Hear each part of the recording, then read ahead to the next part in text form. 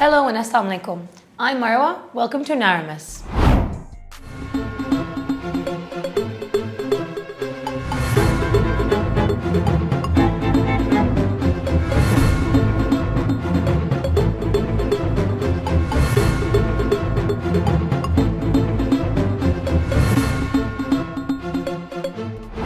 Today we have a major future US political appointment to discuss.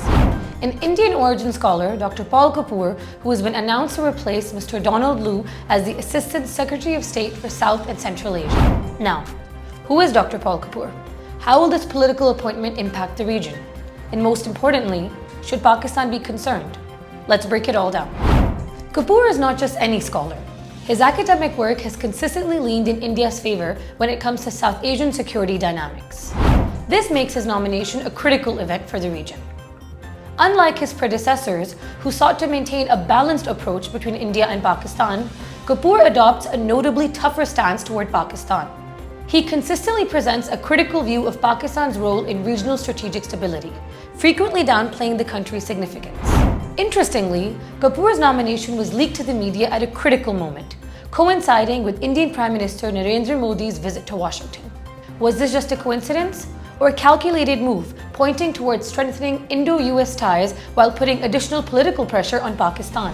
Paul Kapoor is a professor at the US Naval Postgraduate School in the Department of National Security Affairs, but his influence goes beyond academia. From 2020 to 2021, he was part of the State Department's policy planning staff, where he contributed to policy discussions on US strategies on South and Central Asia, Indo-Pacific security policies, and strengthening US-India defense ties. One of his key roles has been leading a US-India Track 1.5 strategic dialogue, a platform designated to consolidate the defense cooperation between the two countries. For Kapoor, China's economic and military rise signals a clear and present danger for the US and India. He emphasizes the strategic importance of strengthening US-India collaboration to offset China's growing influence in the Indo-Pacific region. One of Kapoor's most emphatic arguments is the need for deeper US-India strategic alignment to counterbalance China. By positioning India as a central pillar in confronting China, Kapoor reinforces a confrontational dynamic. The more aggressively the US backs India, the more likely China is to interpret that as encirclement and react in kind. Even worse, this strategy sidelines other important regional players and dismisses multipolarity. Kapoor's analysis raises eyebrows when he frames China's partnership with Pakistan primarily as a strategic tool to contain India. Pakistan's security concerns, especially regarding India, didn't emerge because of China. They're rooted in decades of unresolved conflict, military standoffs, and deep political mistrust. Pakistan may be aligned with China, but that doesn't mean it lacks independence or complexity in its foreign policy calculus. However, with respect to the China-Pakistan economic corridor, Kapoor has adopted a cautious stance, suggesting that its long-term implications remain to be seen. Paul Kapoor's academic work primarily aligns with India's perspective on nuclear deterrence and security, often portraying Pakistan as a problematic actor rather than an equal stakeholder in the regional strategic environment. His extensive writings on South Asian security dynamics include key publications such as Jihad's Grand Strategy, India, Pakistan and the Bomb, and Dangerous Deterrent. In his book Jihad as Grand Strategy, Kapoor introduces what he calls Pakistan's Jihad Paradox, arguing that because of its early political and military weaknesses, Pakistan adopted militant policies as a strategic tool. However, this perspective entirely overlooks the broader context. Pakistan's security decisions weren't made in a vacuum. They were shaped by India's growing military power and regional ambitions. Yet Kapoor consistently presents Pakistan's policies as aggressive choices rather than strategic responses to India's military expansionism. In his book, Kapoor's views on Pakistan's role in Afghanistan follow a familiar Western narrative, scapegoating Islamabad for the Taliban's rise. He argues that Pakistan saw the Taliban as the best contenders for power and continued supporting them even while partnering with the US in the war on terror. But here's the reality. Interestingly, when Kapoor wrote these words, Pakistan was actively facilitating the Taliban's negotiations at Washington's request. Pakistan played a crucial role in bringing Taliban to the table for peace talks, for which President Trump was thankful. But Kapoor doesn't stop there. He also alleged that Pakistan's military and intelligence institutions have supported Islamist militant groups as a low-cost way to influence Afghanistan. He argues that Afghanistan's peace depends on Pakistan's strategic decisions, and he calls on the US to directly address Pakistan's so-called reliance on militant proxies. Kapoor seems to forget, or conveniently ignore, that the chaos in Afghanistan didn't start with Pakistan. It began with flawed US and NATO interventions, 20 years of failed governance, corruption, warlord politics, and deep social divisions within Afghan society. Kapoor also claims that Pakistan's alleged militant strategy is the reason for India's military advancements. But this claim lacks a nuanced understanding of regional power dynamics. India's military modernization is not just about Pakistan, it's about regional dominance. Strategic partnerships with major powers like the US, France, and Russia help India expand its military footprint. And finally, India plays a key role as a pawn in the US-China strategic rivalry, using Pakistan as an excuse to justify its growing defense budget. Similarly, Kapoor in his book India, Pakistan and the Bomb makes an unsound argument regarding India's military expansion. He claims that India's military expansion isn't aimed at Pakistan or any particular adversary, but is merely a byproduct of its economic growth. Kapoor also argues that nuclear weapons have worsened South Asian security, particularly by emboldening Pakistan. According to him, Pakistan's nuclear capability allows it to provoke India without fear of full-scale retaliation, drawing international attention to its disputes. But this argument by Kapoor misrepresents historical facts. India was the first to introduce nuclear weapons to the region with its tests in 1974 and 1998. Pakistan's nuclear program wasn't an act of aggression. It was a necessary deterrent to restore the strategic balance. Unlike India, which has sought nuclear weapons for prestige, regional dominance, and territorial gains, Pakistan's nuclear program has always been about deterrence, ensuring security against a conventionally superior adversary. Similarly, Kapoor in his book Dangerous Deterrent argues that nuclear weapons enable weaker states like Pakistan to engage in conventional aggression. In reality, nuclear-armed states, especially those with weaker conventional forces, tend to be more cautious, not reckless. This pattern is evident in South Asia.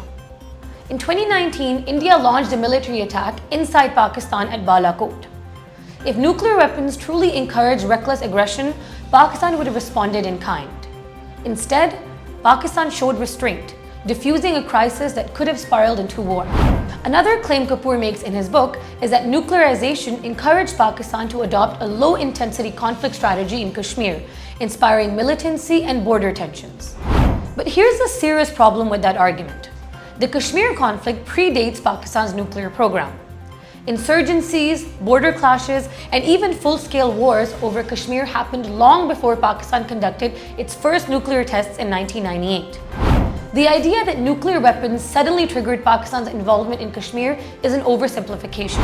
Kapoor also claims that nuclear proliferation has made conventional conflicts more frequent and severe in South Asia. However, a closer look at the facts reveals a clear pattern. Before nuclearization, India and Pakistan engaged in 3 full-scale wars in 1947, 1965, and 1971. In contrast, post-nuclearization, while skirmishes and border tensions have persisted, the region has not witnessed another full-scale war. Yes, conflicts like Kargil and ongoing tensions along the line of control have been serious. But despite the tensions, nuclear deterrence has played a major role in avoiding all-out war. Before the 2019 Balakot crisis, Kapoor argued in his publications that India should take military action against Pakistan, using counter-terrorism as a justification. In his 2016 book, Jihad as a Grand Strategy, he suggests that India could carry out military strikes on terrorist camps in Pakistan-administered Kashmir, while avoiding direct confrontation with Pakistan itself. But he didn't stop there. Kapoor also proposes that in the event of another major terrorist attack, something like the 2001 Indian Parliament attack, India have the option to strategize a large-scale military action regardless of Pakistan's nuclear arsenal. Now, here's what's missing from Kapoor's analysis: India's own history of false flag operations. In 2013, former Indian CBI officer Satish Verma revealed that the Indian government orchestrated both the Parliament attack and the 2008 Mumbai attacks to justify stricter counter-terrorism laws.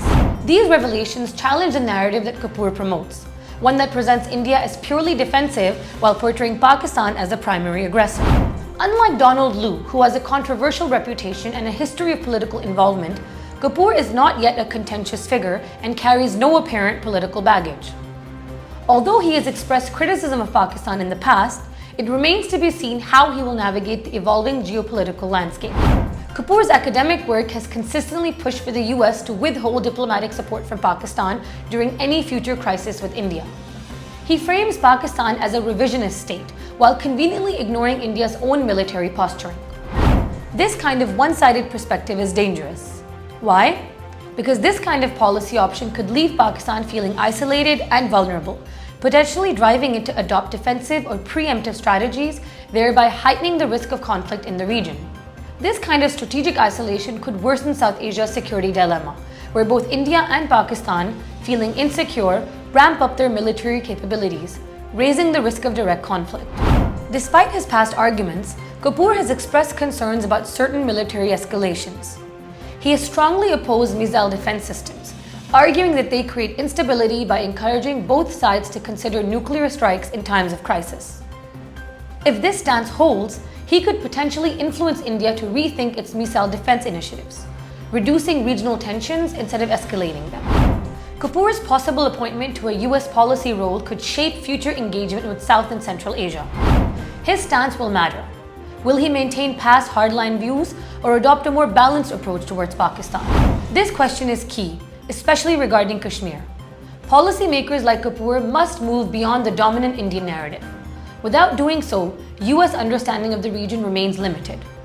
The recent Pahalgam attack on April 22nd, seen by some as a false flag operation, highlights the need for critical scrutiny. Events like these are often used by India to justify securitized policies and deflect from deeper issues. Kapoor himself has written that the unresolved Kashmir conflict is a root cause of regional instability. If he stands by that view, his role should reflect it. The path forward is not disengagement, it is diplomacy. US policy must support dialogue between India and Pakistan. Only then can it contribute to lasting peace in the region. One thing is clear, his policies will shape US involvement in the region for years to come. The key question is, will this lead to greater stability or further polarization? What do you think? Drop your thoughts in the comments below. And if you want more deep dives into global politics, don't forget to like, share, and subscribe to the channel. Until next time, stay safe and stay kind. Allah Hafiz.